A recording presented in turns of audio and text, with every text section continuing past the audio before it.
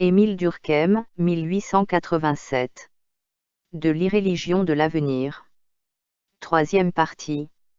Puisque les vieilles religions s'en vont, et que les progrès croissants de la science joints à la vulgarisation de l'esprit scientifique rendent impossible l'apparition d'une religion nouvelle, l'idéal religieux ne peut consister que dans l'anomie religieuse, c'est-à-dire dans l'affranchissement de l'individu, dans la suppression de toute foi dogmatique. Déjà l'auteur avait démontré ailleurs que l'idéal moral consiste dans l'anomie morale. Ce qui survivra des religions, c'est tout ce qu'il y a en elles de respectable et d'éternel, à savoir le désir d'expliquer, le sentiment de l'inconnu et de l'inconnaissable, le besoin de l'idéal.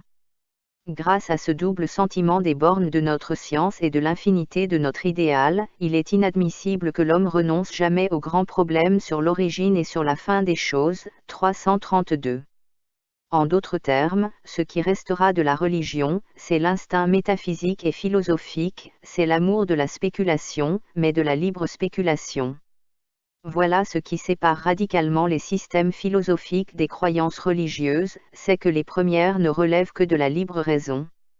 C'est donc abuser des mots que d'appeler, comme Spencer, du nom de religion toute hypothèse sur l'inconnaissable. La véritable religion de l'avenir, c'est l'irréligion.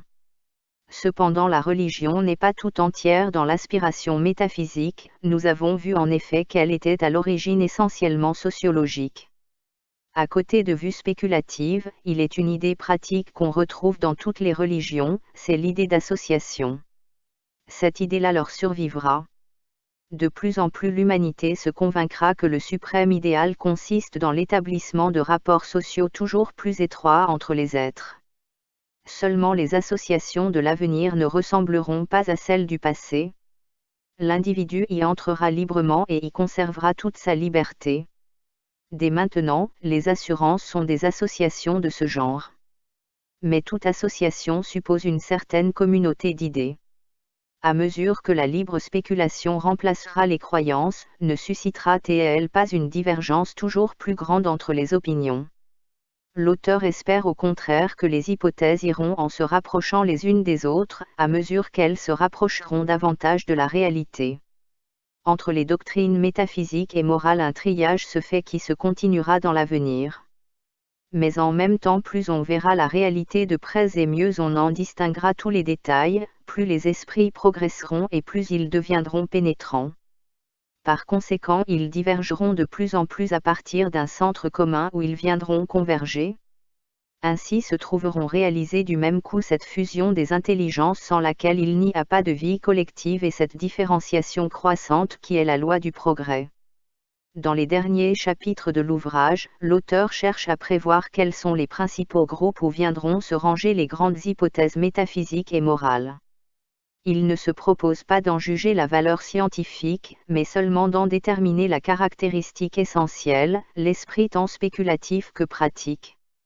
Il passe ainsi en revue le théisme, le panthéisme sous sa double forme, optimiste, Spinoza, pessimiste, Schopenhauer, Hartmann, enfin le naturalisme idéaliste, matérialiste, moniste. Quoique le naturalisme se renferme dans l'étude de la nature, il ne peut échapper à la question de l'être. L'être est-il matière, est-il esprit ? Comme l'ont montré Taine et Lange, le matérialisme, poussé jusqu'à ses dernières conséquences, finit par rentrer dans l'idéalisme, car il aboutit à un mécanisme abstrait qui vient se fondre dans les lois de la logique et de la pensée. Quant à l'évolutionnisme idéaliste, tel que l'a présenté Fouillé, il ne s'éloigne pas beaucoup du monisme. C'est donc cette doctrine qui tend de plus en plus à triompher. Le monisme ne ramène ni la pensée à la matière, ni la matière à la pensée, il les prend toutes deux réunies dans cette synthèse, la vie. La vie engendre la conscience en se concentrant et elle se répand sous forme d'action, et cela spontanément, mécaniquement. Sans que l'attrait d'une fin désirable vienne, dès le début, solliciter le mouvement. Le grand avantage du monisme c'est de laisser une place aux grandes espérances métaphysiques et morales dont l'humanité jusqu'ici n'a pas pu se passer. Si rien ne nous autorise à supposer que l'évolution aille vers un but marqué, cependant rien ne nous empêche de la concevoir comme aboutissant à des êtres capables de se donner à eux-mêmes un but et d'aller vers ce but en entraînant après eux la nature. Il n'est pas probable que nous soyons le dernier échelon de la vie, de la pensée et de l'amour. Qui sait même si l'évolution ne pourra ou n'a pu déjà faire ce que les anciens appelaient des dieux, 439. Ce n'est pas seulement sur la destinée du monde, mais aussi sur notre propre destinée que l'évolutionnisme est en état de nous fournir des perspectives assez consolantes. D'abord, elle nous assure l'immortalité de nos pensées et de nos actions. Les ondes cérébrales parties de nos cerveaux continueront leur chemin quand nous ne serons plus là et s'étendront même toujours plus loin. L'atavisme n'est-il pas d'ailleurs une garantie de résurrection ? Mais si les œuvres de l'individu lui survivent, lui-même est-il voué à l'anéantissement ? La science dit oui, mais l'amour proteste, car l'amour s'attache à l'individu et veut le conserver. Monsieur Guyot nous expose alors dans un magnifique langage, une hypothèse, moins que cela, un rêve, mais un beau rêve qui, dit-il, n'a rien d'antiscientifique et qui résoudrait cette cruelle antinomie. La conscience, le moi n'est qu'une association très souple d'idées et d'habitudes. Mais rien ne dit que l'instabilité en soit le caractère définitif et perpétuel.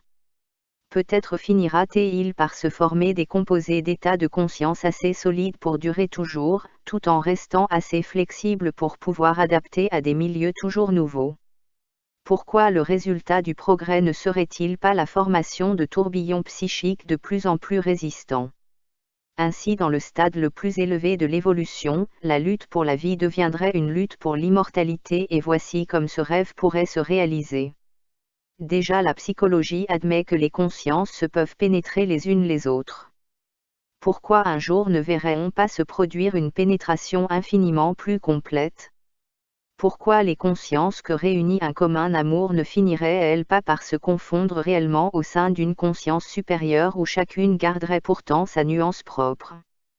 Alors la communication serait tellement intime que la conscience individuelle, que la mort atteindrait, survivrait dans le cœur même non pas à l'état de souvenir plus ou moins pâle, comme aujourd'hui, mais comme une image tellement intense qu'elle ne se distinguerait pas de la réalité.